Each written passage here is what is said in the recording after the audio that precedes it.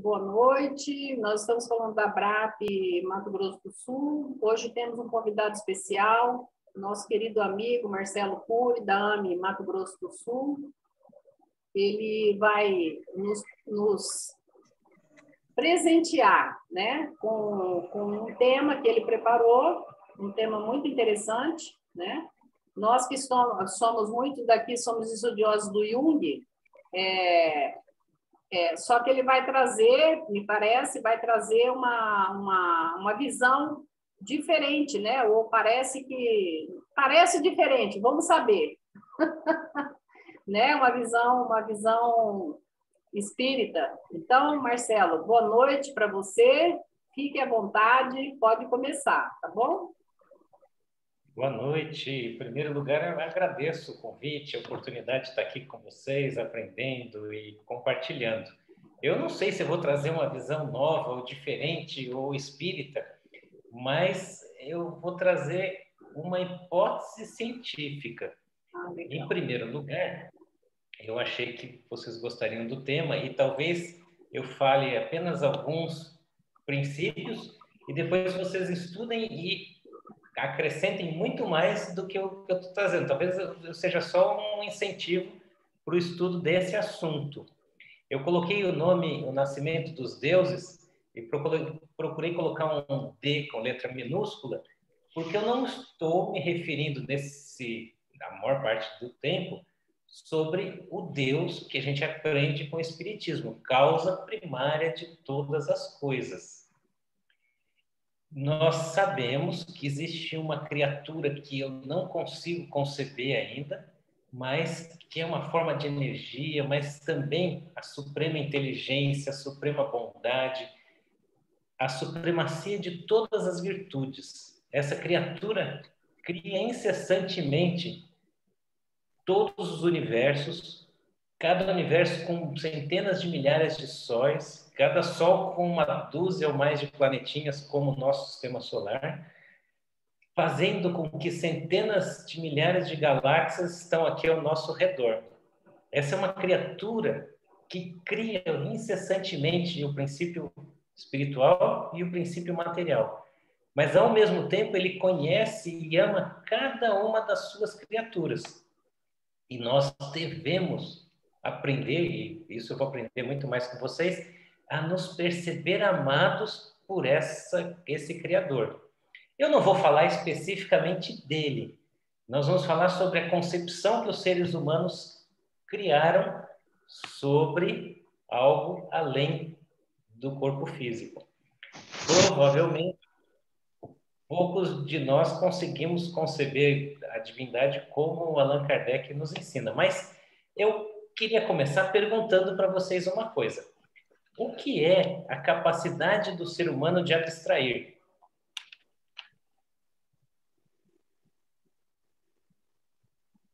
E aí, gente? Essa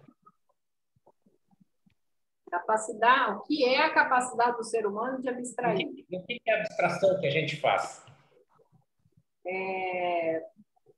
Eu vou falar aqui, né? Do que eu estou sentindo agora com essa pergunta. A capacidade que todos nós temos, enquanto seres imortais, né? Porque também somos abstratos, né? Somos sem forma, com a forma do perispírito. Então, assim, nós temos capacidade mental, cerebral, agora encarnados, de perceber e sentir certas evidências sem estar concretizado na matéria, né?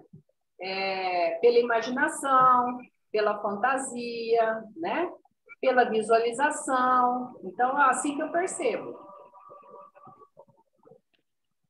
Perfeito. Eu tenho a capacidade de imaginar, de abstrair várias coisas.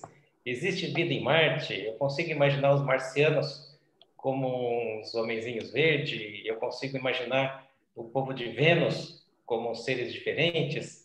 Eu consigo criar muitas coisas, imaginar muitas coisas. Nós, seres humanos, somos sempre assim? Quando a gente nasce, assim, nos primeiros anos, a gente consegue abstrair que nem os adultos ou é diferente? Olha, pela experiência que a gente tem com criança, Me parece que a criança ela está inclusive com uma imaginação inclusive mais pura, não é cognitiva, né? Mas é uma imaginação pelo sentimento, né? Ainda não é cognição, porque ela não tem nada, não tem ainda desenvolvida, né? Como o adulto, mas é pelo sentimento, pelo sentir. Mas a capacidade de criar coisas é diferente, então, isso você está me dizendo. Ela não cria como os adultos. Essa capacidade de abstrair vai mudando ao longo do tempo, conforme envelhecemos. Sim. Todo mundo está de acordo com essa ideia, né? Me parece que sim. Fora, Guarda essa fora as informação. psicopatologias, né? Se fala pessoa que é só neurótica. Isso, um ser mais ou menos normal, com as neuroses normais que cada um tem, normal do nosso dia a dia, ela nasce com uma capacidade diferente, talvez menor, de fazer criações mentais, e vai aumentando com o tempo, não é isso? Ou modificando.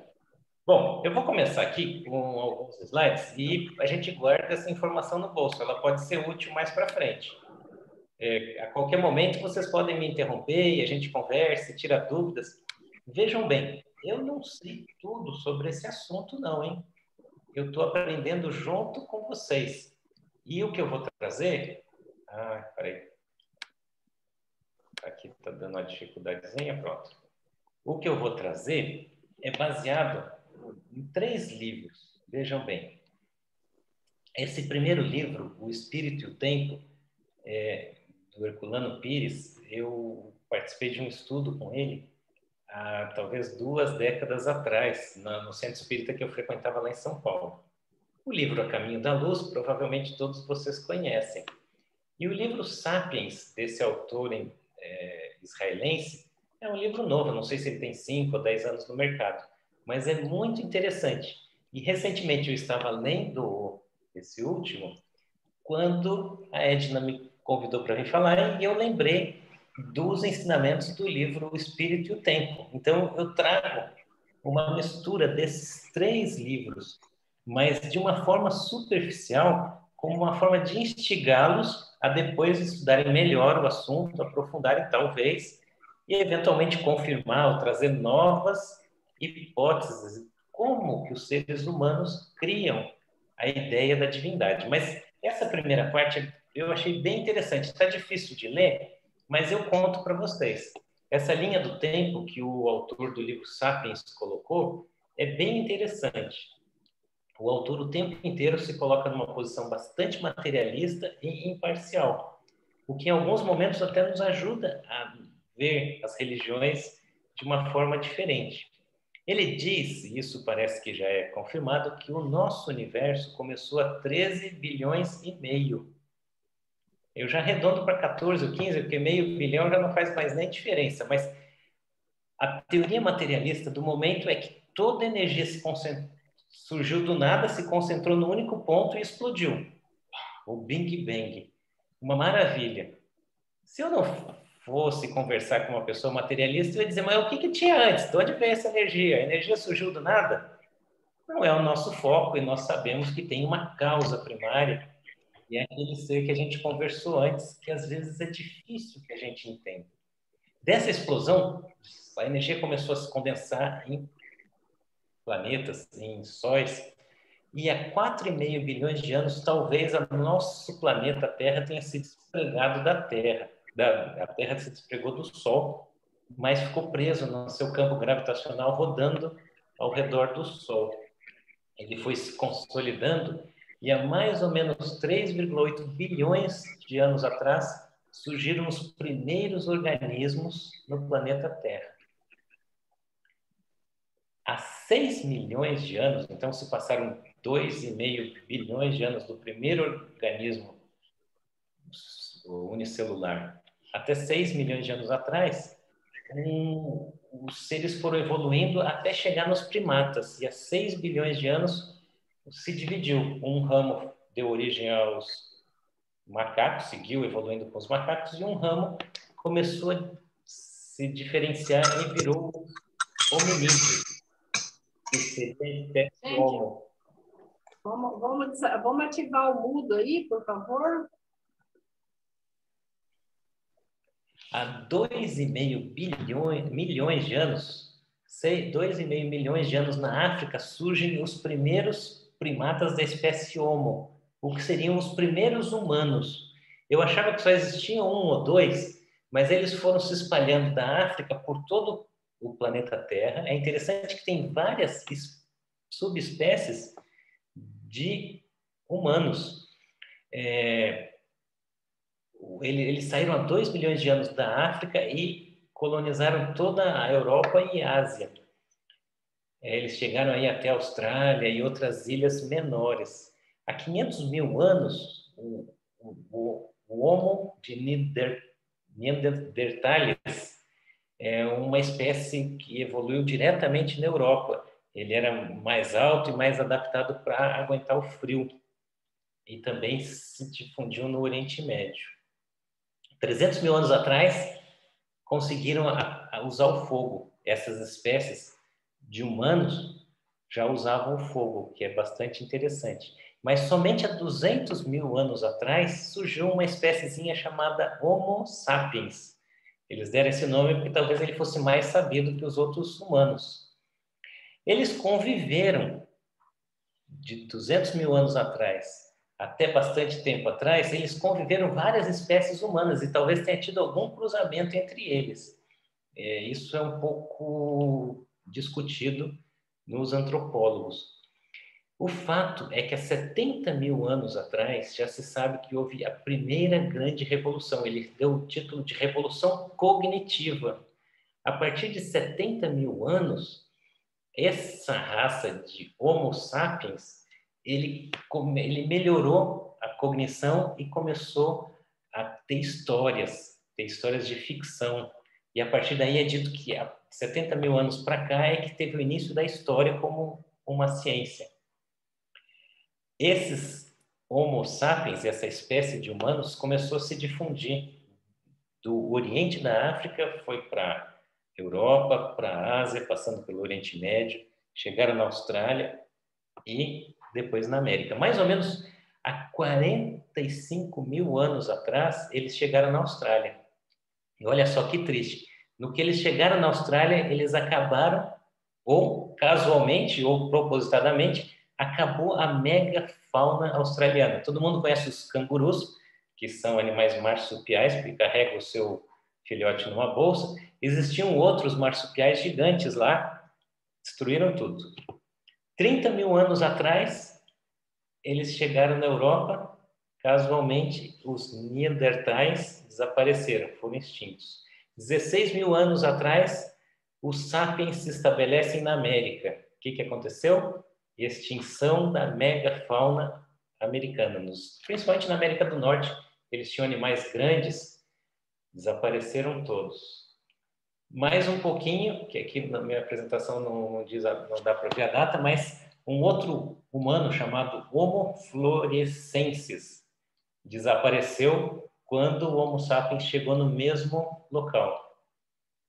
Há 12 mil anos atrás, foi o que ele deu o nome de Revolução Agrícola. Aqui é muito interessante. Até antes de 12 mil anos atrás, os Homo sapiens eram chamados de caçadores-coletores. Eles viviam andando numa área e eles caçavam e coletavam um pouco. Umas 2, 3 horas de caçada e coleta já dava para viver uns 2 dias sem fazer nada, numa boa, só se divertindo. Eles tinham jogos lá, não sei se tinha jogos de dados pré-históricos com ossos marcados, mas era uma vida até que boa, viu? Eles andavam para lá e para cá em bandos.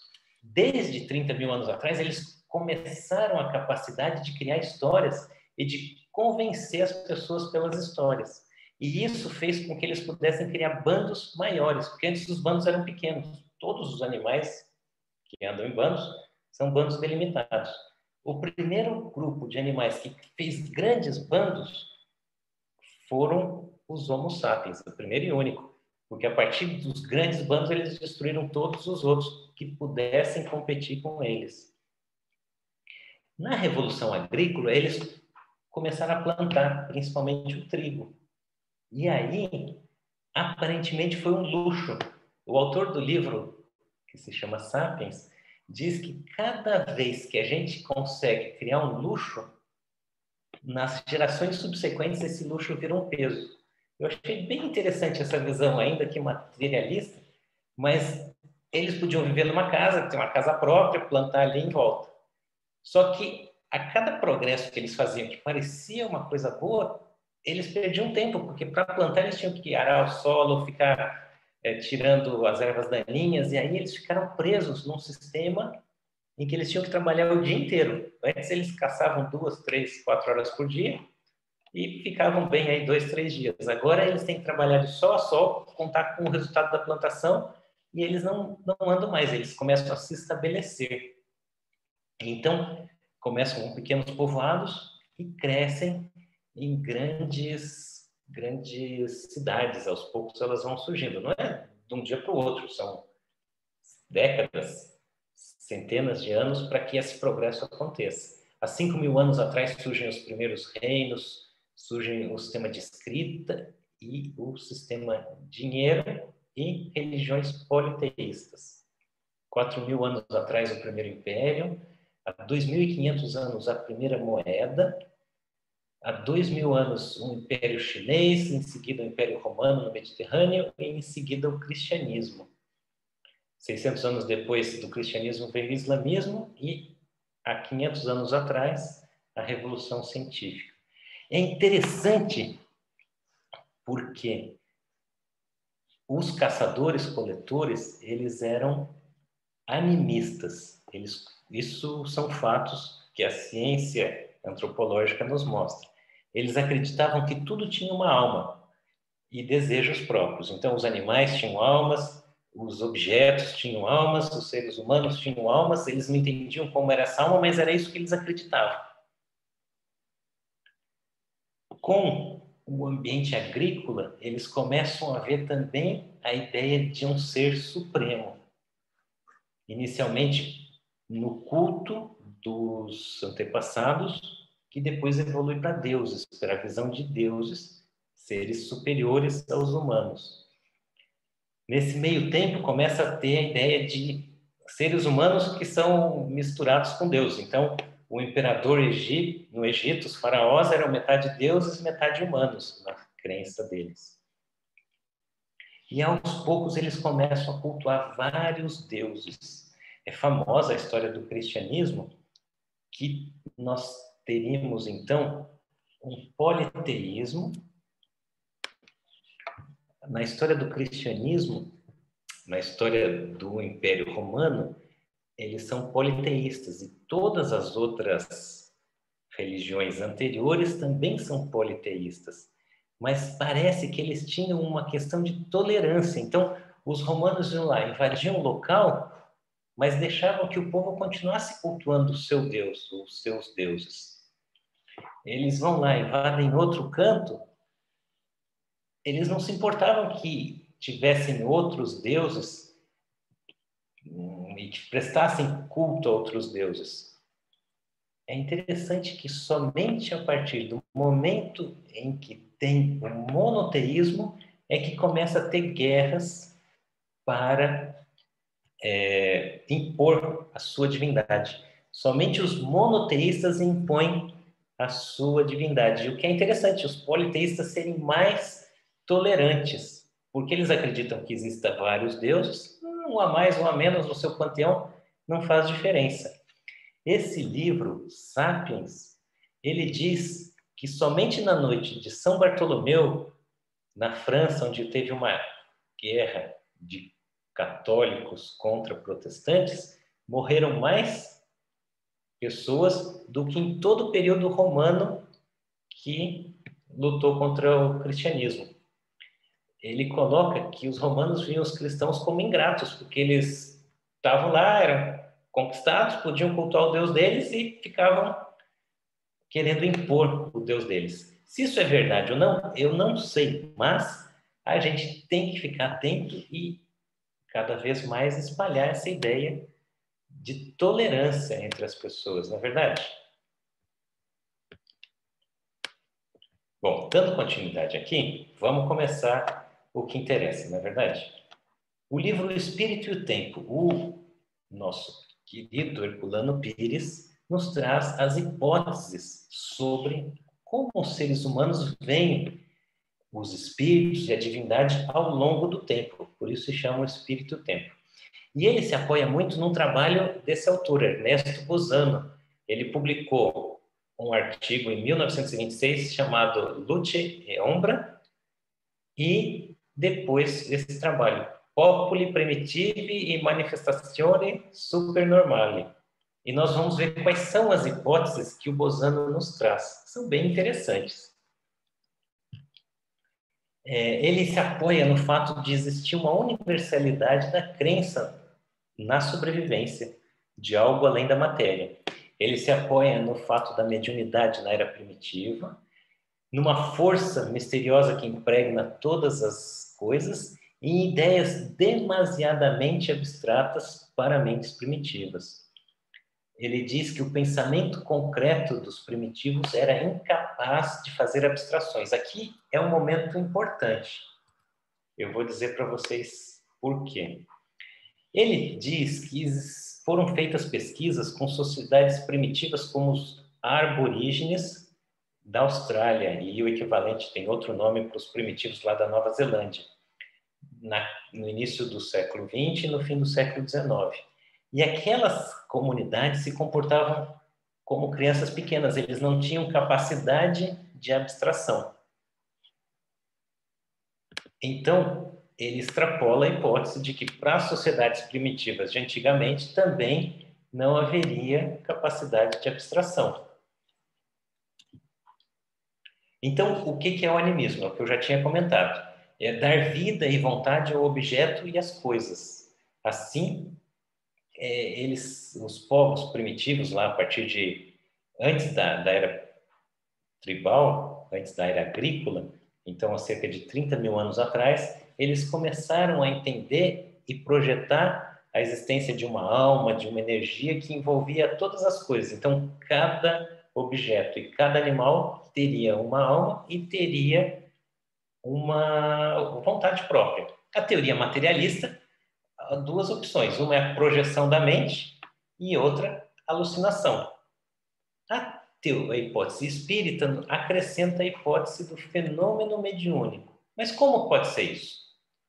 Aqui, então, o Herculano Pires nos traz um outro autor, chamado Spencer.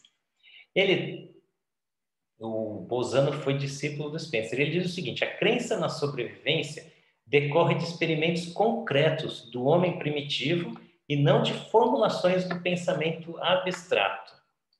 Para Spencer, o eco e as sombras, reflexos e sonhos eram entendidos como energia e abstraía-se criando a ideia da alma.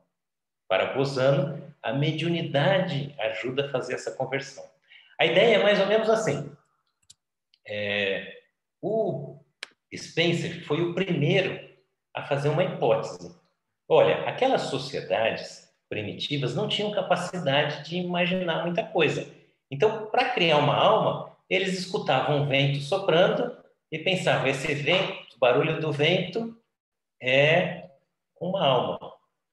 Eles escutavam um trovão e pensavam, é a voz de Deus que está falando.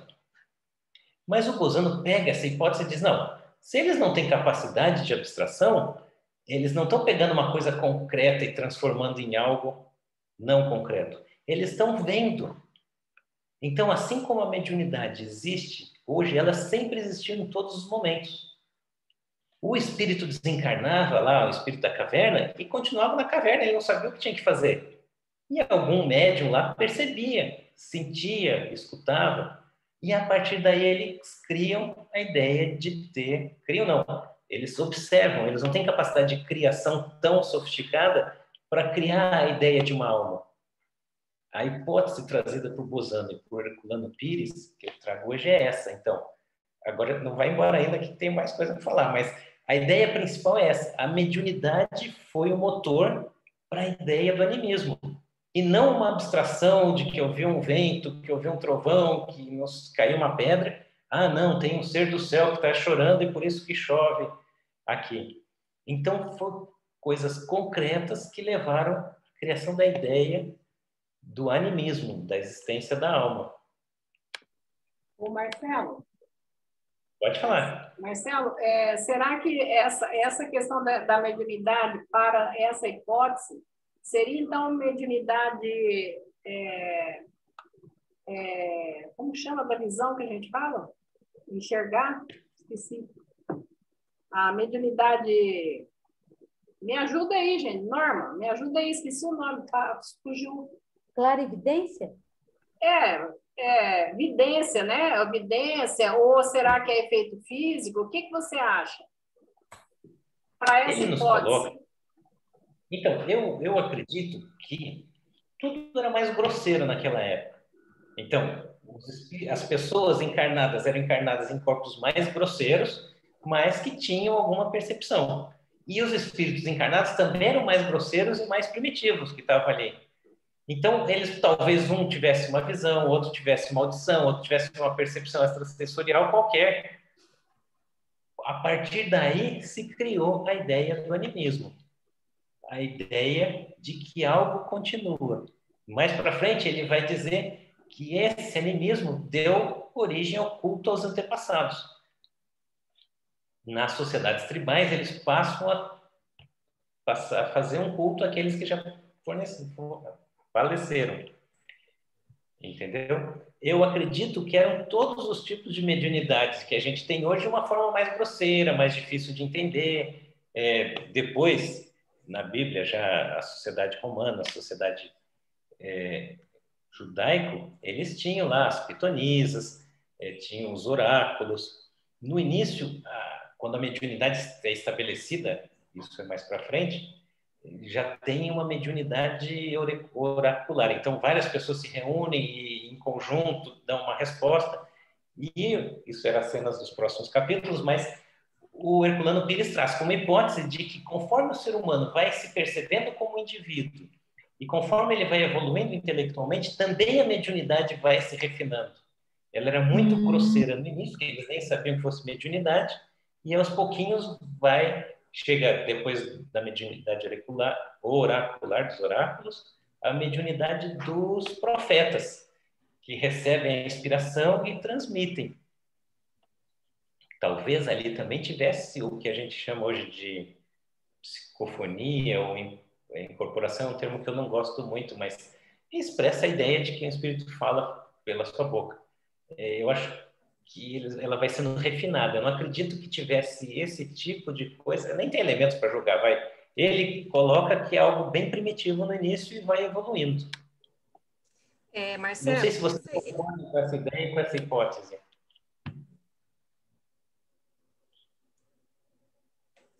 Assim, nessa passagem que você falou aí da caverna, né, os espíritos, os Homo sapiens, né, os primitivos, né, eles não sabiam o que estava acontecendo no fenômeno da morte, né, morria na caverna, ali mesmo entrava em estado de putrefação o corpo, e ao mesmo tempo eles viam o espíritos indo e vindo, né, na caverna, e aquele que estava desencarnado também não sabia o que estava acontecendo, ele ficava por ali, por perto, e os outros vendo também. Isso é relatado no livro da Joana, o livro anterior até o que a gente está estudando na BRAP, que é o Homem Integral, e ela aponta esse fragmento da história humana, né?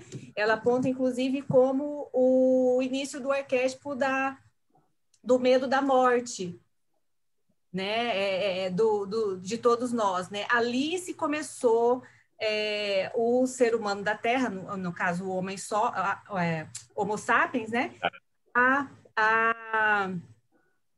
ter medo e se esquivar da morte, porque ele não compreendia, né, aquele fenômeno que estava acontecendo ali naquele momento, a sua consciência, o seu nível de intelectualidade, de evolução, não conseguia entender aquilo ali, e ao mesmo tempo, como vocês estão falando aí, dos canais da mediunidade, estavam abertos, né? Eles passagem, esse ir e vir de espíritos, sem saber o que estava acontecendo, né? Então, assim, vamos dizer assim, aquela confusão geral entre dois mundos, encarnados e desencarnados. E daí vem esse sentimento que tem todos nós, independente de religião, do medo da passagem, né? Do desencarne, né? Essa ideia mesmo. A ciência oficial, o interessante é que esse autor do livro Sapiens, ele nem entra em detalhes, só diz que o fenômeno do animismo e depois do culto aos antepassados. O que a gente ouve sempre dos professores e da ciência oficial é que eles ouviam o barulho do vento, viam um trovão e criavam isso aí que eu queria, se me permite, uma... queria acrescentar. Marcelo, oi. Lógico.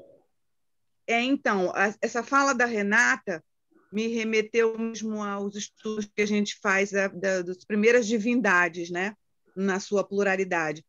E o que foi que impulsionou o Homo sapiens, o ser humano, a criar mais de um Deus? Foi o medo, né? Então, eles criavam Deus chuva, Deus vento, Deus tempestade, porque arruinavam com muitas construções, com muitos sonhos, e aí começaram a atribuir essas divindades aos fenômenos da natureza, né? Então, eu acredito que foi o medo primeiro que fez o homem fazer a primeira ligação mesmo com um ser que comanda essa grande casa, né? Os primeiros sentimentos foram a partir do medo, tenha sido o carro-chefe da necessidade que o homem começou a ter de criar um Deus formando tudo isso assim. Então, essa ideia é interessante. Veja, a hipótese é que a criação não foi uma coisa abstrata, que eles viam realmente que existia forças além da matéria. Então surgiu o animismo. A partir do ambiente tribal, em que ele se estabelece num lugar, ele começa a prestar culto aos antepassados. E ao longo do tempo, se a gente começasse a cultuar o Chico Xavier nessa encarnação, daqui a algumas gerações ele seria visto como um deus. Ele fazia coisas inacreditáveis. O Chico Xavier, certamente, dentro de 2 ou 3 gerações, seria visto como um deus, se a gente não tivesse discernimento. Imagina naquela época um médium, um profeta, a gente tem notícia mais do mundo judaico, como Moisés, que fazia fenômenos mediúnicos impressionantes. Ao longo do tempo, ele começa a ser visto como um deus. E o medo ou a necessidade de controle. Porque se eu sou amigo de um ser que é poderoso, que controla a chuva, que controla isso, controla aquilo, se eu presto homenagem, se eu faço sacrifício para esse Deus, é uma barganha com ele, né? Você faz aí que eu te dou aqui alguma coisa em troca. Se eu pudesse controlar, além do medo, também é poder, né? Primeiro vem medo e em seguida poder. Mas rapidamente eu tenho mais alguns poucos slides para mostrar para vocês.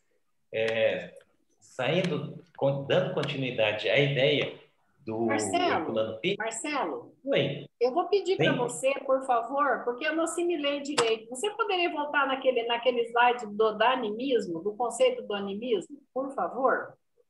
Aí. Aqui. Tá, esse é segundo o autor. Não, é o Herculano Pires, né? Dar vida e vontade aos objetos e às coisas, assim como uma alma para todas as coisas e seres. Teoria materialista, projeção da mente e alucinação, hipótese espírita, fenômeno mediúnico, certo?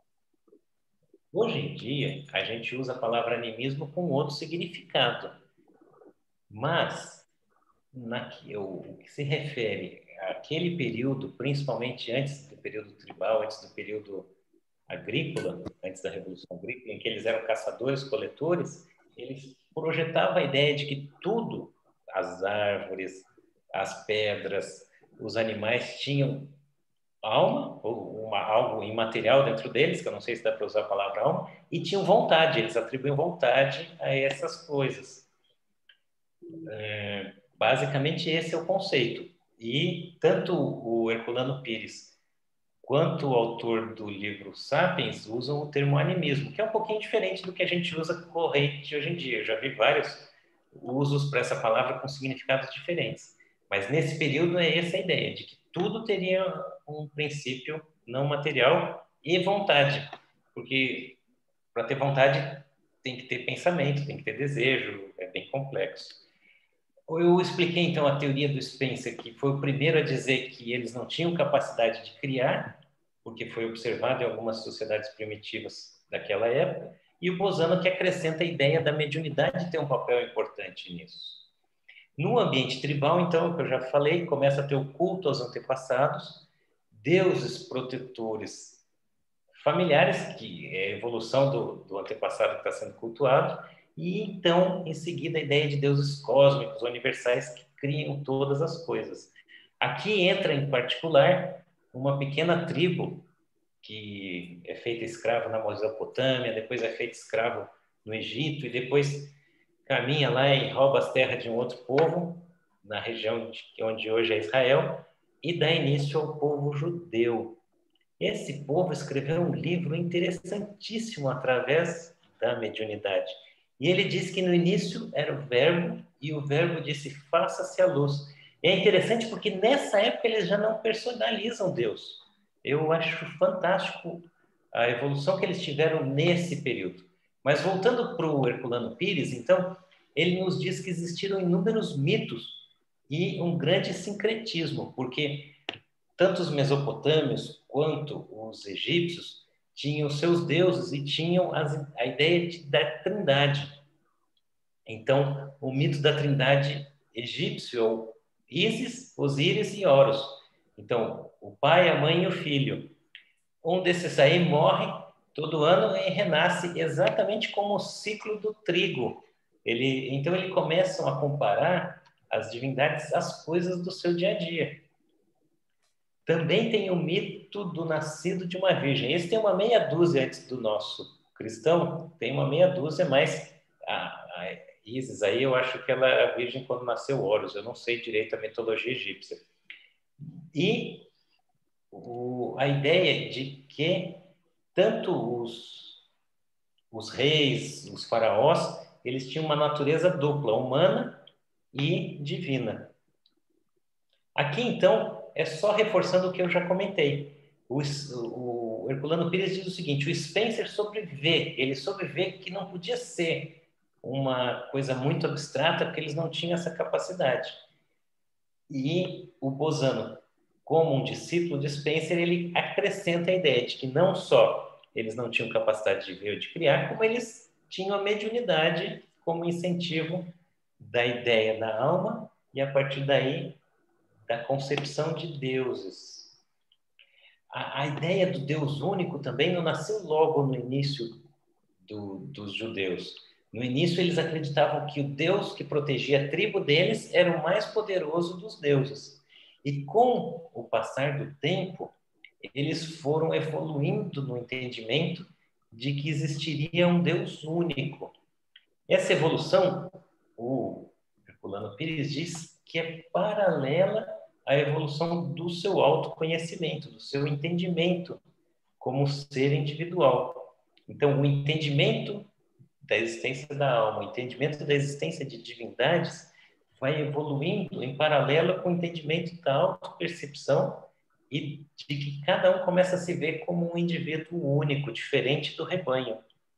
Essa ideia vai evoluindo. E, ao mesmo tempo, ele cita, que a gente já comentou, a evolução da mediunidade, que no início ninguém sabia como era, como a própria Renata comentou, eles estavam lá no ambiente das cavernas e sentiam, ouviam ou escutavam que existia algo que se perpetuava após a morte do corpo físico. E aos pouquinhos vem surgindo, então, a mediunidade dos oráculos, ele usa o termo oracular, e em seguida a mediunidade profética, para depois evoluir com uma mediunidade bem definida que a gente conhece nos dias atuais.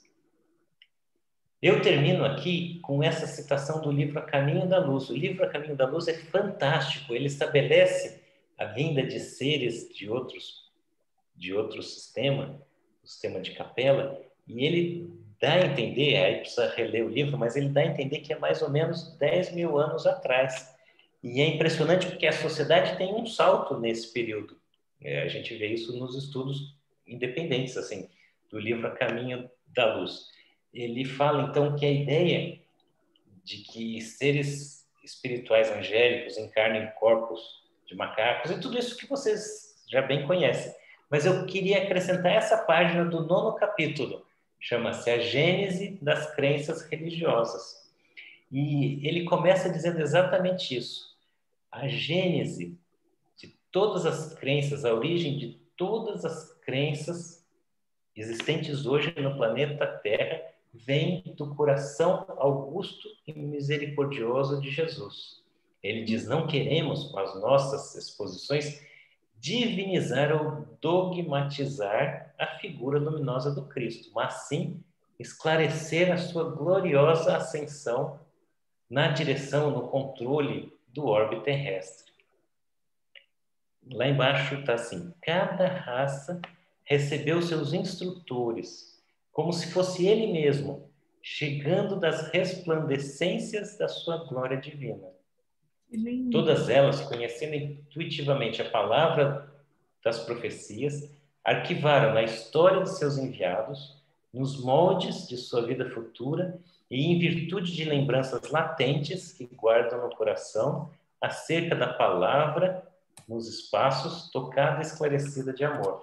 Então, nesse livro, A Caminho da Luz, o Emmanuel nos traz, então, a informação de que os seres humanos quer dizer, a gente entendeu que os seres humanos começaram a criar a ideia da alma e das divindades a partir da mediunidade, mas que em todas as sociedades a evolução da ideia religiosa partiu de encarnações de espíritos com nomes diversos, mas todos enviados pelo Cristo. Nem todos desempenharam bem a sua função e nenhum se igualou ao Cristo na capacidade de exemplificar o seu evangelho. Mas em todas as religiões do mundo tem a origem dos ensinamentos cristãos, segundo Emmanuel no livro A Caminho da Luz. Assim, a nossa hipótese de que o nascimento dos deuses, ou seja, a concepção dos seres humanos, de que existe algo divino acima do espírito humano, vem através da mediunidade e se desenvolve através também da mediunidade e da encarnação de espíritos superiores que vêm para exemplificar. Eu não sabia que vocês tinham estudado no livro anterior em que mostrava a ideia da mediunidade para o pessoal pré-histórico nas cavernas, mas fiquei muito feliz com essa informação. Eu sei que eu estou trazendo informações muito básicas, mas eu acho que são como se fosse jogando pistas para que vocês que têm uma capacidade de entender esse assunto melhor do que eu possam aprofundá-lo e eventualmente trazer mais informações. E eu estou muito feliz de estar aqui com assim, vocês. Que legal, Marcelo, quando você cita aí, logo no comecinho, né, aquela passagem do massacre da noite de São Bartolomeu, está transcrito mediunicamente através do livro da Dona Ivone Pereira, nas Voragens do Pecado, ela consegue passar romanceadamente todas aquelas tramas, né? Na Idade Média, a guerra do protestantismo e tal, e aquele massacre mesmo. E é um livro bem detalhado, né? Porque o estilo da Ivone Pereira é um pouquinho parecido com o do André Luiz, guardando os tipos, né? Os times diferentes de cada um. E quando a Ivone nos brindou com nas Voragens do Pecado, ela cita exatamente aquela coisa já começar aquela briga pela quem é o melhor Deus, né? E vem as tramas, vem as traições, né? Pelo rei da França, rainha. Então, assim, é difícil, né, de ler, porque tem bastante detalhes, aqueles assassinatos, tudo tramado, né? Que acontece numa noite traiçoeiramente. Mas, assim, a gente tem já na literatura espírita registrado como que a gente pode entender essa busca do homem de querer quem que é o melhor Deus. O melhor Deus é o Deus do católico, é o Deus espírita, é o Deus do umbandista, do evangélico. Então, a gente ainda está, obviamente, mais próximo de entender um Deus justo, soberanamente bom e justo, que é o que nos é definido, né, através do trabalho do Kardec, mas a gente vai entendendo por que, né, que essas brigas, é tudo em cima do primitivismo, das vaidades, do jogo do poder, quem tem o melhor Deus, qual o mais eficaz, qual o mais temido, enfim, é bem legal a gente tentar entendendo a nós mesmos, né? Que somos todos espíritos milenares passados pelo aquele sistema. Né? É verdade, eu adorei o livro. Fala, Marcelo, fala. Depois eu falo. Eu sou encantado com a Ivone Pereira. Ela escreveu uma trilogia. Agora as trilogias estão na última moda e ela escreveu isso há quase 100 anos atrás. Ela foi precursora. Exatamente. Nas Oragens do Pecado, O Cavaleiro de Números e O Drama da Bretanha. São o mesmo grupo Sim. de espíritos que estão encarnando em 3 momentos diferentes e como cada um deles se comporta e como a gente evolui pouco em cada uma delas, né? Não dá nenhum salto quântico, quanto muita personagem que causou um grande mal no primeiro livro se suicida lá no último, acaba com o suicídio. O suicídio dela, interessantíssimo, traz um impulso para todos os outros na volta dela, todo mundo percebe que estava fazendo coisa, todo mundo não, meia dúzia lá, percebe que estava fazendo coisa errada, inclusive o obsessor, que era o cardeal lá do primeiro livro. E todos evoluem, é impressionante, todos mudam a partir de um ato impensado. Na verdade, ela estava sob forte obsessão. Mas eu gostei de citar esse trecho. Ele diz, o autor é materialista do livro Sapiens, que morreu mais gente na noite de Bartolomeu que em todo o período que Roma era contra o cristianismo e matou os cristãos. Ele fala de números, eu não sei, eu só posso acreditar ou não acreditar. Mas foi um trecho que eu acrescentei aqui na fala, porque me marcou muito. Eu não estou em sessão agora, mas eu diria... Também me marcou muito quando eu li o livro. E guardando as devidas proporções, vamos ser todos também relatados com a Covid-19, né? Nesse massacre também, né? Vamos estudar daqui a alguns milênios, né? Me marcou muito porque o meu Deus é melhor que o dos outros. Esse é o problema. Depois eu vou tentar fazer terapia para ver se mudo de ideia. O Marcelo, e demais, eu tenho duas observações a fazer, né? Quanto à mediunidade, né? Eu tenho assistido, né? São muito longas, mas vale a pena. Eu tenho assistido às aulas da AME Serra Gaúcha com o Geraldinho Lemos, né? E ele deu 2 aulas introdutórias explicando até o 6º livro, né? E aí, já na primeira aula, eu ainda não assisti, né? Porque é quase 2 horas cada aula dessa. Então, ele explica, né?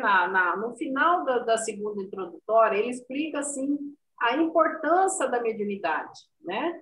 E como você citou aí, até citou os livros da mediunidade, foi no livro espírita, né? Mas é uma hipótese, né? Uma hipótese bem real, onde a gente percebe que lá no início da humanidade, a mediunidade já estava presente. E o Geraldinho diz de fonte do próprio Chico Xavier, né? Ele foi muito amigo do Chico Xavier, né? Ele diz da importância que nós devemos, enquanto espíritas, já que a gente lida, né, e tem assim, um compêndio sobre mediunidade, né, através do Kardec, a gente não deve deixar em segundo plano a questão da mediunidade, né? E aí, assim, eu até me surpreendi com algumas informações dele, de que tem muitos centros que já deixaram essa questão mediúnica. Eles estão mais na questão do estudo, mas não na questão mediúnica, né? E ele diz que isso é um equívoco, sabe? E porque não tem, ele falou, e é mesmo, né? É um sentido a mediunidade, né? Ele até cita como 6º sentido, né? Que a tendência este 6º sentido, segundo ele, com o nome de mediunidade, isso vai se desenvolver, aperfeiçoar cada vez mais. E você citando agora essa hipótese, né?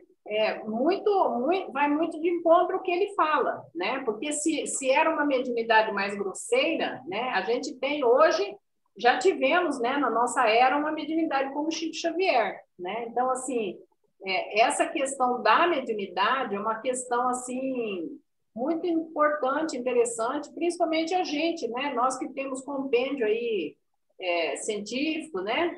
Filosófico desse tema, né? E agora, lembra outra observação, sobre aquele autor que é materialista, né? Onde ele fala que a projeção da mente, a hipótese dele, né? Projeção da mente ou alucinação, né? E aí eu me lembrei, a Maria vai estar aqui, e a Adriana também, que faz o estudo com a gente, a gente está fazendo grupo de estudo da coleção do Jung, né? E no primeiro livro, a tese dele, né, de doutorado, onde ele cita um caso de mediunidade que não fala nesse livro, mas é uma prima dele. Ele cita esse caso, são fenômenos chamados fenômenos ocultos, né? E aí, que é mediunidade também, mas assim, os livros que o Jung coloca nessa tese dele são livros, claro, dentro da academia, dentro da ciência e, portanto, materialista, onde eles também vão para essa hipótese de alucinação, tá? E o Jung também vai mais ou menos nessa linha, né? Neste primeiro livro, a gente sabe que a obra dele tem 18 volumes, né? A gente está apenas até no meio do primeiro livro, tá? Mas essa hipótese desse autor aí materialista hipótese, eu vou dizer para você, corrente ainda, tá? Para autores materialistas, e você sabe disso, né, Marcelo? Então, assim, quando eles não têm explicação para os fenômenos chamados ocultos, conforme a linguagem do livro do Jung, né, eles vão falar que da hipótese do Jung, os autores que ele cita, vai para alucinação, não fala de projeção da mente, não, tá? Mas ele vai nessa hipótese da alucinação mesmo. Olha que interessante. E deve estar assim ainda, né? Esses psiquiatras, principalmente os psiquiatras ainda materialistas, muito ortodoxos, né? Eles estão ainda nesta linha. Eu tive aula com um psiquiatra, que não vou citar o nome, né? No curso de psicologia, que ele disse que a pineal, e ele é pós-doc, tá? Ele disse que a pineal não tem função nenhuma, tá? É uma visão dele, né? Tem que apresentar o doutor Jorge Andréia da ciência materialista, né? Então, tem que apresentar a gente percebe que existe aí e aí a AME tem muito essa missão, né? São pesquisadores que têm essa missão de mostrar que também podem ter outras hipóteses, além dessas citadas pelo materialismo, né? Esse livro que você citou é o livro vermelho de Jung, que é o primeiro? Não, é o livro... Deixa eu pegar ele, peraí. Enquanto você pega aí, eu vou falando. Não sei se você está me escutando. O Geraldinho Lemos... Lá embaixo, não está aqui. Eu teria que descer. O Geraldinho Lemos... Pode ir conversando aí que eu vou lá pegar. Eu tenho aqui, Edna. O livro... O Geraldinho Lemos tinha... O Maria vai pegar. Então está lá embaixo. Espiritismo. Estudos psiquiátricos, Marcelo. É o primeiro volume. O segundo dele vai ser essa linha ainda, né? Ele ainda está... Nos 2 volumes ele vai estar mais psiquiatra, né? Depois é que ele vai começar é um nascedouro dos conceitos que ele cria, tá?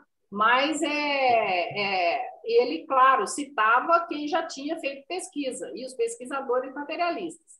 Então, vai nessa hipótese de alucinação para aquele caso que o Jung observou.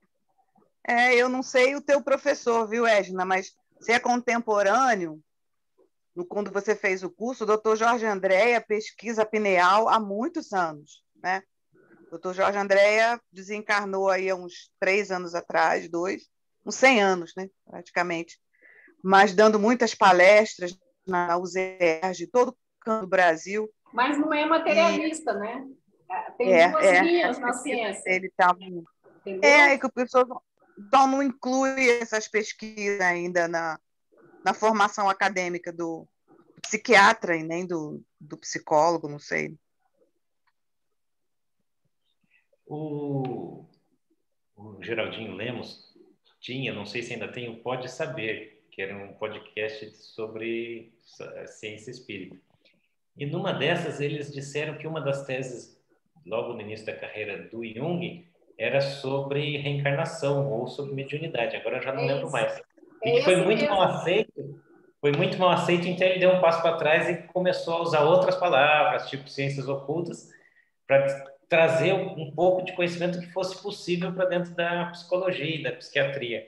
Mas que, principalmente, ele estava bem mais à frente do que ele divulgava. Então, é isso aí, Marcelo. O que acontece nos seguidores do Jung, como a Von Franz, por exemplo, né? Nos livros dela, ela não diz, ela é uma pesquisadora, né? Seguidora do Jung, a gente fala, né? Jung seguidor. Ela deixa assim, não, ela não refuta e não aprova, ela deixa no ar, né? E aí cada um, se é quem está lendo é um materialista, ele vai levar para o lado dele. Se é um espiritualista, ele já vai levar para o outro lado. Ela deixa, é muito interessante, ela deixa assim, né? Para cada um tirar suas conclusões, sabe? Ela fala assim, é possível, não sei, né? Mais ou menos isso. Mas aí já é uma posição científica. O verdadeiro cientista, ele não fala bobagem.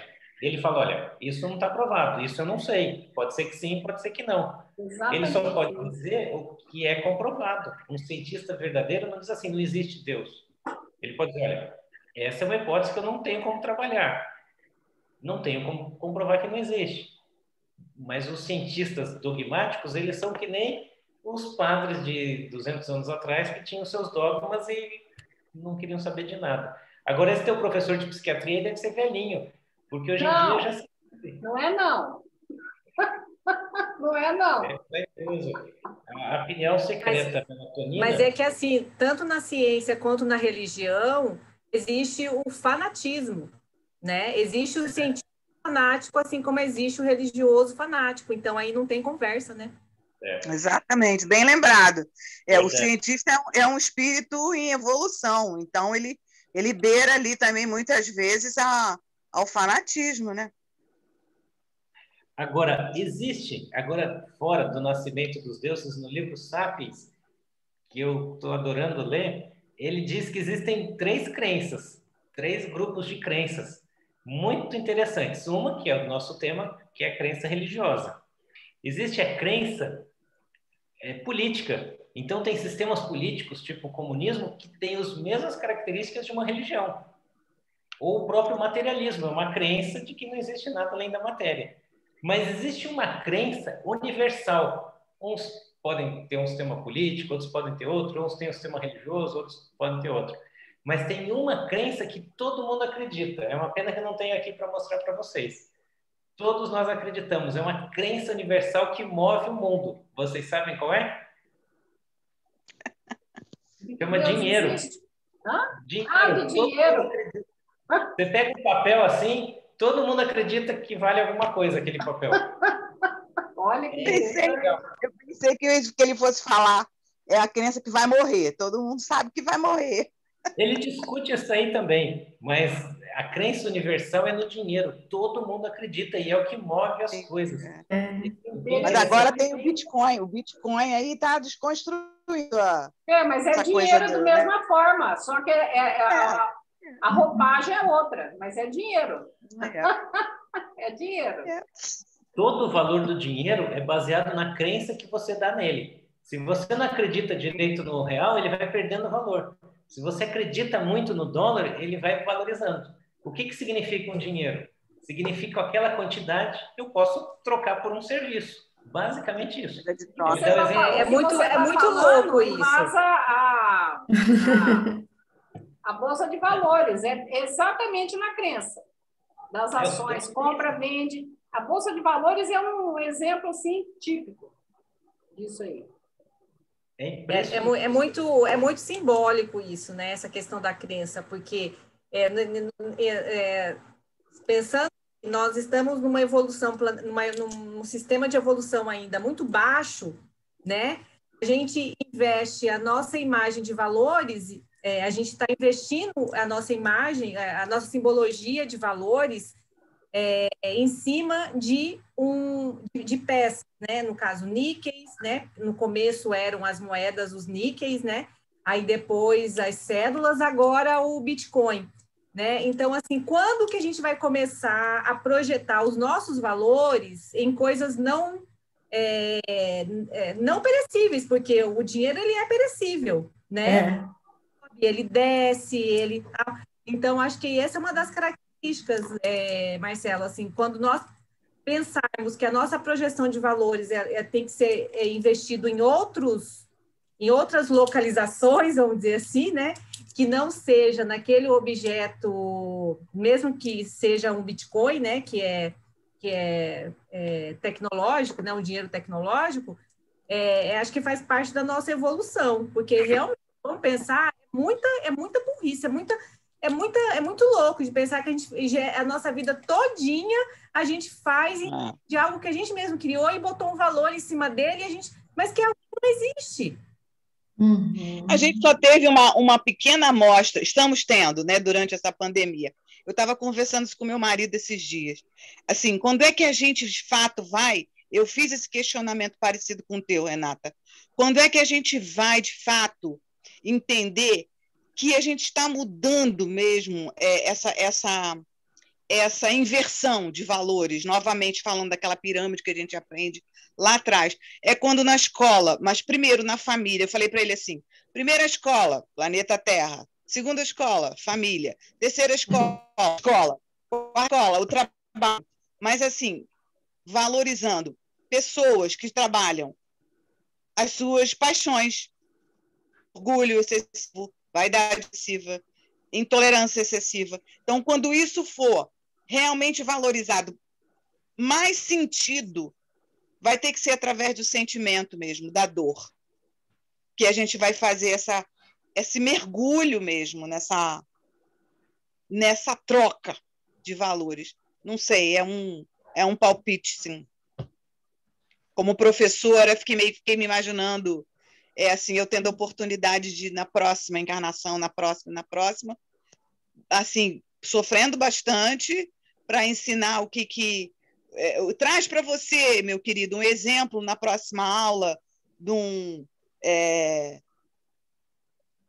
evento que você presenciou, de uma pessoa altruísta, de uma empatia, de uma, enfim, desapego, essas coisas assim, sabe? Aí o dinheiro vai esquecido, não vai ter tanto valor. É para trocar o orgulho, trabalhar o orgulho, a vaidade. Você vai escolher o quê para fazer o seu trabalho no próximo bimestre? Você vai escolher falar sobre o orgulho ou sobre a vaidade? Eu sou sonhadora, adoro ser sonhadora, é o que me move, assim, é um sonho. Capacidade de abstração. Pois é. Voltando ao começo, o que é abstrair? Fátima, vocês conheceram agora uma pessoa que abstrai e se alimenta bastante de abstrações, graças a Deus. E já que a gente tem tempo... pode falar, Norma. Eu lembrei alguma coisa, eu acho que foi do Dalai Lama, mas é alguma coisa assim, que o homem, ele corre a vida atrás do dinheiro. Aí ele ganha dinheiro. Aí depois ele adoece, porque ele não sabe nem usufruir aquilo que ele ganhou. Aí, o que aconteceu? Ele adoece e aí ele vai ter que gastar o dinheiro cuidando da sua doença, né? Para tentar adquirir mais saúde. Ele fala de uma forma poética, vamos assim dizer, mas eu vejo assim, exatamente, a gente vive aqui numa ilusão, parece que o dinheiro é tudo.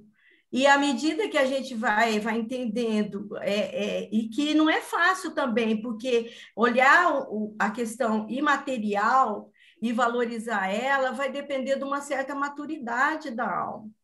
E vontade também, tipo, porque tudo que é muito, vamos dizer assim, como que eu digo? O material é o que chama a primeira atenção nossa, porque a gente usa esses sentidos. Mas quando a gente passa por esses processos que vai refletir, a gente vai ver, será que me deixou contente mesmo comprar tal coisa agora? E a pessoa vai percebendo que ela vai tendo coisas, ela vai se enchendo de coisas e ela não está feliz. O que está faltando? Eu tenho uma tristeza, eu tenho... Sabe? E essa questão de se buscar, eu acho que já é um processo que faz com que a gente não fique focado só nos aspectos materiais, e sim naquilo que seria real para nós, né? Porque eu acho que a gente precisa de pouco para viver, não precisa de muito. Se a gente tiver uma casa para morar, um trabalho a realizar, manter a mente ocupada com coisas boas, amigos, a gente aprender a amar, a gente já é rico, gente, né? Estou falando assim porque a doutrina vai ensinando isso tudo para nós. E, no entanto, a gente vê o inverso, a gente vê a briga pelo poder muito grande, né? A gente olha para aqueles que nos representam, eles estão brigando, parece lobos, né? Se matando, cada um quer mandar mais do que o outro, quer dizer, eu mando e você obedece. Quer dizer, a gente está bem primitivo, né? Não está buscando os valores da alma. Então, eu acho que, nossa, isso que nós fazemos hoje aqui alimenta muito a nossa alma, né? A gente percebe que a gente não precisa de tanta coisa, não, gente. Vou falar um pouquinho. Esse livro que nós estamos estudando da Joana, em algum lugar, eu não lembro que capítulo, ela fala que a única coisa que traz realmente felicidade para a alma é o servir, é o ajudar, né? É o servir o outro. É o que realmente traz a verdadeira felicidade. E eu vejo assim, essa questão de dinheiro, de valores, de posses. O dinheiro, ele é muito importante, muito legal, muito bom, quando ele é uma oportunidade de ajudar o outro. Isso, para mim, foi uma lição muito grande. Eu passei minha vida inteira tendo poucos recursos. E chegou um momento na minha vida em que eu tive mais recursos. E, a partir disso, foi muito prazeroso para mim eu ter a oportunidade de ajudar. Quando eu tenho, com esses recursos financeiros que eu tenho, eu posso ajudar. Hoje eu posso ajudar muito mais do que eu podia antes. Então, ter dinheiro, ter esse valor do dinheiro é muito importante também, porque a gente não pode jogar fora esse valor, né?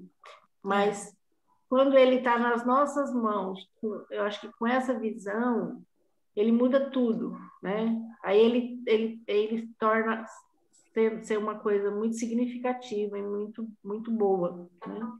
Então, Maria, você falando da Joana, eu lembrei no capítulo 14 da obra Jesus e Atualidade, que é a primeira obra da série psicológica, Jesus e Posses, né? E lá o que me chamou muita atenção é a questão, por exemplo, a pessoa que tem recursos, né? Ela tem como eu vou usar a palavra obrigação ou dever, mas não sei se seria a palavra adequada, tá? Mas como sugestão, né? Ela, por exemplo, ela não acumular, né? Mas ela fazer, por exemplo, gerar emprego, gerar condições para que outros seres, né, em troca do seu trabalho, possam ter uma vida digna, sabe? Esse capítulo da Joana é muito interessante, é o capítulo 14, Jesus e Posses, que chama, o capítulo 14 do primeiro livro dela, sabe? Bem nesse sentido que você está falando, Maria, né? Não é o só o dar ou doar, né? Mas é proporcionar, né? Trabalho, né? Para aquelas pessoas que elas não têm o dinheiro, mas elas têm a capacidade de trocar, né? Através para trocar o dinheiro daquele que tem pelo seu trabalho, né? Você tem o quê? Você tem a sua força de trabalho, né? Da então, dignidade, né? Aquele que tem o dinheiro, o capital, né, o dinheiro, ele fornecer, isso que essa capítulo dela diz, né? Fornecer essa oportunidade, ao invés da pessoa, por exemplo, acumular para ela só, né? Ou até eu fiz uma palestra no Humildade esse dia, mas assim, eu citei, mas assim, com aspas, porque a gente sabe que a Bolsa de Valores, ela também tem muita gente empregada lá. Mas tem muitas pessoas que utilizam muito dos seus recursos para que aquele dinheiro fique lá girando, né? Em termos de quem tem o dinheiro, pouco ele produz, né?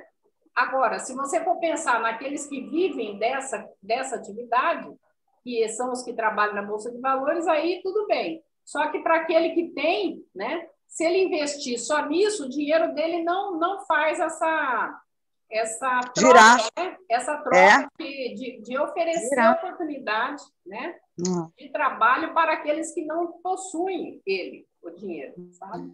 É o capítulo do mal rico do Evangelho, né? Também nos dá uma dimensão legal dessa, fazer girar. Tá rico, é riqueza, gera empregos, vamos embora, vamos fazer isso aí, essa roda girar, né?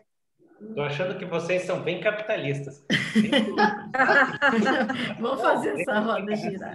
Ô, Marcelo, eu vou brincar contigo, Chamar professor de capitalista, meu Deus do céu.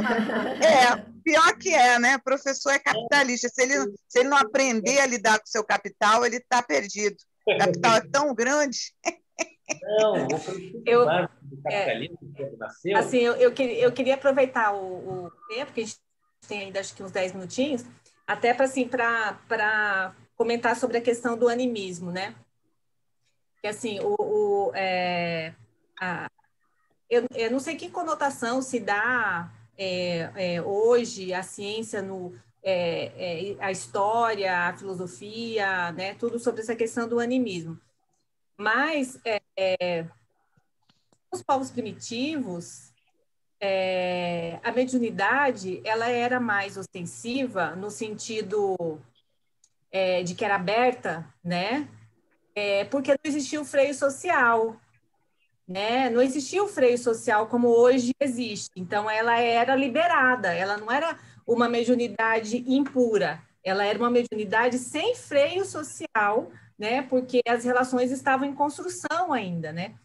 E aí a ideia do animismo ficou na história, de certa forma, assim, como se fosse assim uma coisa primitiva, né? Assim, de um povo que não tinha consciência, de inteligência, e aí botava importância naquilo que não precisava.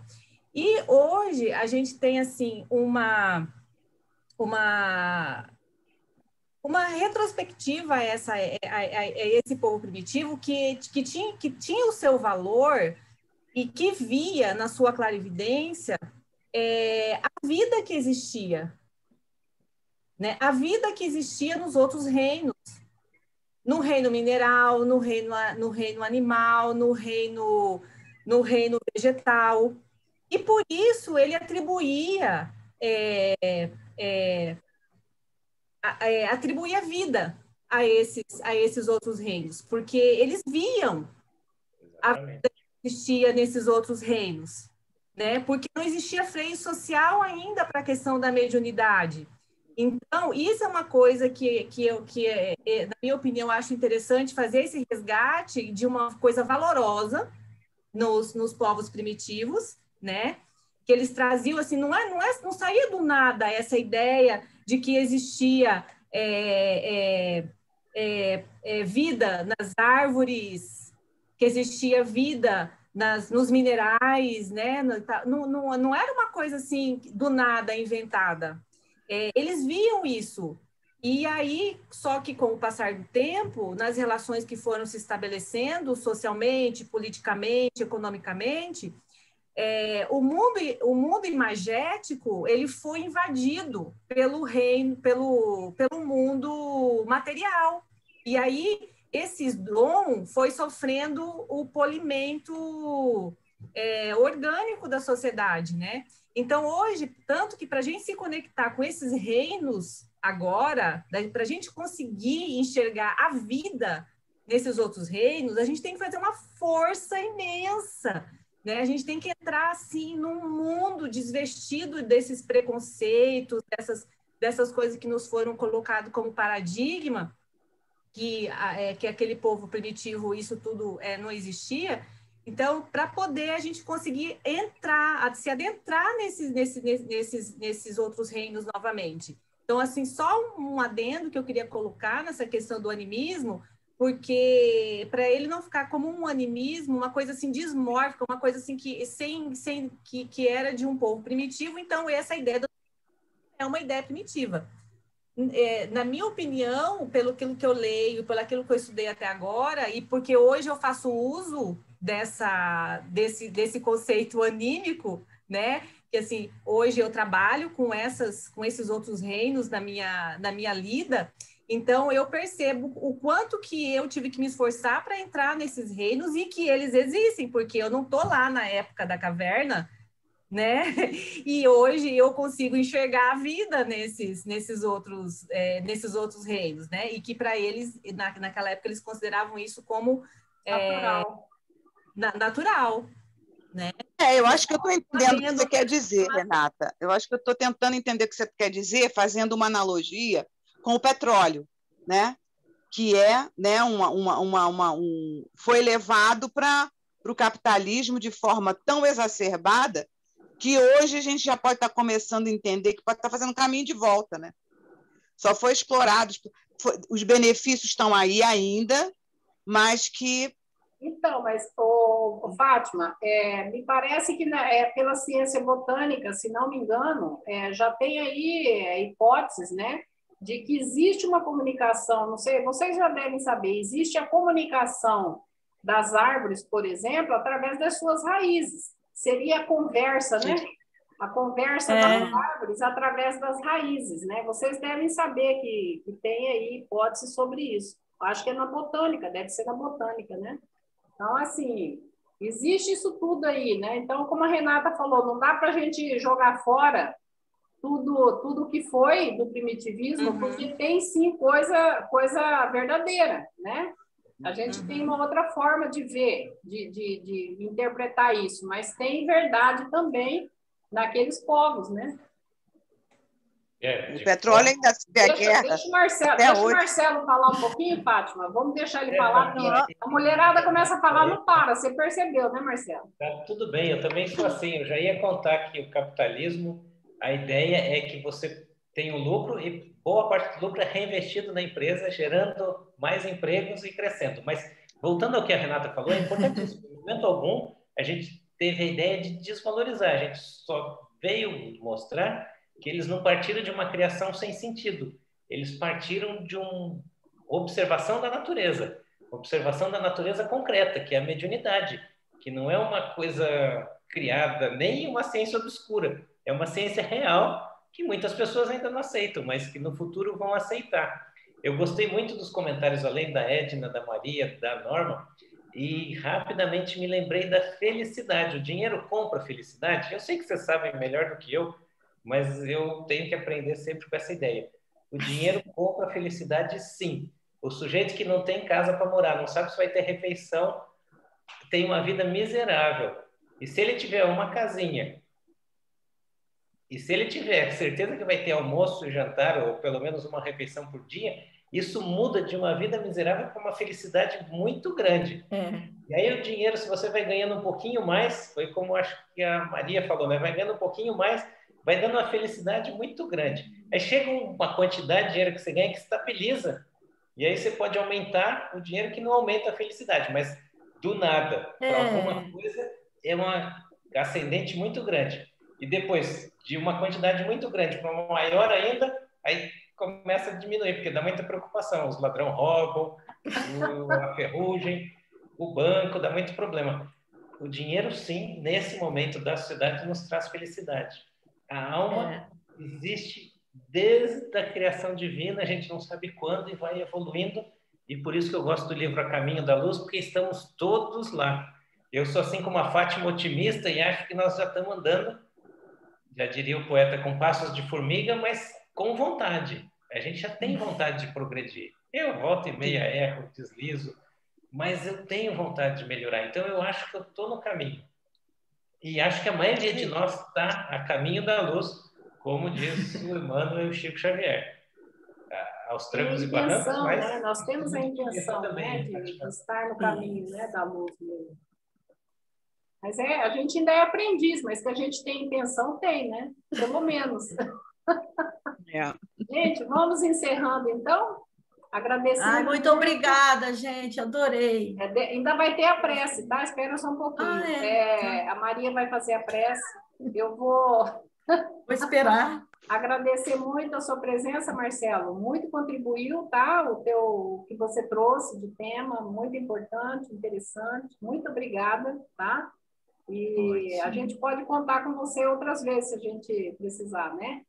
Certamente. Obrigada. É uma coisa simples, mas eu acho que a partir dessa primeira isca vocês podem desenvolver melhor o assunto e aprender mais. Eu só trouxe o primeiro legal. degrau. Ela fica uma semente plantada, né? Exato. Uma semente plantada, né? Então, agora eu vou dar um tchauzinho para os que vão nos ver depois, né? E a gente agora, então, vai encerrar com a prece, e aí eu vou interromper a gravação, tá? Boa noite a todos.